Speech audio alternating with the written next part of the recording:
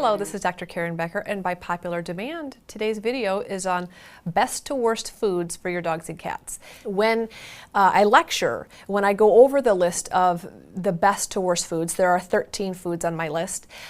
It's interesting because what you're feeding your pet is going to fall in one of those 13 categories. I don't want you to beat yourself up when we go over the list. Invariably, one of two things happens. Either people are feeding a food that they would prefer to not feed, but they economically can't afford to feed a different food, or people simply don't know. And so if you're feeding a food on the lower half of the list or poor quality foods, don't beat yourself up. The goal is to strive to feed a better food once you know or can afford to do so. So everyone will fall on the list somewhere, and just decide where you are on the list, and then of course the goal is to always do better by our pets and feed them better foods that are more species appropriate in a nourishing manner for them. So, as a proactive veterinarian at my practice, I always encourage my clients to evaluate diet, because diet obviously is the foundation of health. But pertaining to diet, there are two very important critical factors that everyone needs to evaluate when it comes to what foods they're nourishing their pets with.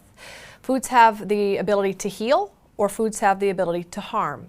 And depending on what you're feeding your pet, foods can do both of those things. So, first important factor is to evaluate species appropriateness.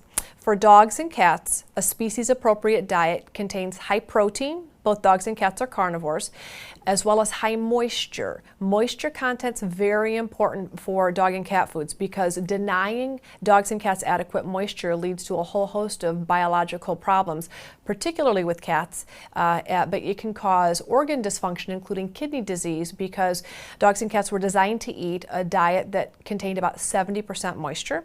That's what mice and rabbits contain. And when we feed dogs and cats an entirely dry food diet, that's about 12% moisture. Dogs and cats live in a state of chronic mild dehydration that ultimately can cause organ stress. So, species appropriateness is high protein, high moisture, and low starch. Another word that we use for starches are grains or carbohydrates. So, corn, wheat, rice, soy are all carbohydrates that are not biologically necessary for dogs and cats to consume. So we recommend that you follow what nature intended and feed them everything that they do need, and try to eliminate those foods that are biologically unnecessary for dogs and cats to eat. Second important point to consider when you're thinking about how and what to feed your pets is it's very important that you feed your pets a balanced diet. When I say the word balanced, I mean not guessing that it's approved in terms of meeting all vitamin, mineral, nutrient levels, but guaranteed to meet your pet's basic vitamin, mineral, and nutrient levels through testing.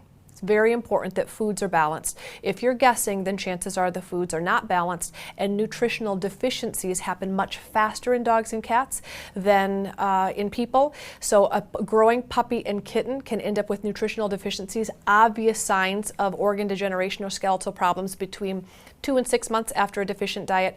Dogs and cats can have life-threatening organ degeneration as adult dogs, 2 to 3 years, or cats, after feeding a nutrient-deficient diet. So the foods have to be balanced.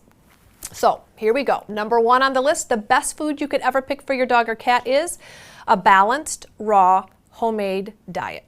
Balanced meaning nutritionally complete, and you know that to be true because you're following a recipe that has been proven to be nutritionally complete, such as the recipe book you can buy off of mercolahealthypets.com. Raw, meaning unadulterated or unprocessed. It's very important that raw foods contain vitamins, minerals, and nutrients that have been unadulterated. And when you process foods, those raw enzymes and nutrients have been destroyed, and the downside is they're not delivered up the food chain to your pet. Homemade diets are some of the best options you can pick because you're in full control of the quality of ingredients that are found in your foods. We also recommend a lot of variety, and the great thing about you doing a homemade diet is that whatever fruits and veggies are in season, or whatever meats you happen to come across that are either on sale or that you're able to locate, you can use them in rotation, which provides really good variety for the animals that you're providing those foods for. Second best food on the list is a commercially available raw food diet. Now, commercially available raw food diets are raw food diets, of course, that someone else has done the hard work and made them for you. It is important that they're balanced, which means there are a lot of raw food diets that are coming on the market that have not yet been proven to be nutritionally complete. You'll know if the raw food is balanced because right on the bag, which you'll find in the freezer section of your upscale pet boutique. Unfortunately, right now, there are not a lot of raw foods that are offered at big box pet stores, but you will be able to find commercially available raw foods both online that you can purchase, as well as some of the upscale pet boutiques that may be in your area. It'll say right on the bag that this food has been proven to be nutritionally complete or adequate for all life stages, and that's very important. Third food on the list in terms of best to worst foods. Third best food is a cooked, balanced homemade diet. It's the exact same thing as number one, but just cooked, which means some of the nutrient composition has been diminished because of processing. Fourth best food you can feed is a human-grade canned food. If it doesn't say that the ingredients in the product are human-grade, then they are not. So you'll know that human-grade canned foods are human-grade because it's very clear, and you'll also know by the price. This particular food item is the most expensive food item you can feed your dog or cat. It's very expensive. And what I tell my clients is if you have more money than time, you can purchase a human-grade canned food for your dog or cat. If you have more time than money, most people end up making their own balanced homemade diet because it is quite a bit cheaper. Number 5 on the list is a human-grade dry food. Take a note that dry food is coming in 5th on the list, which means we know that it's not as species appropriate as a moisture-dense diet. Human grade is very important because that means that it's approved in theory for person consumption. It's not made with rendered byproducts. Number 6 on the list is super premium canned foods. Super premium canned foods you would be able to purchase at big box stores like Petco or PetSmart. Number 7 on the list is super premium dry foods.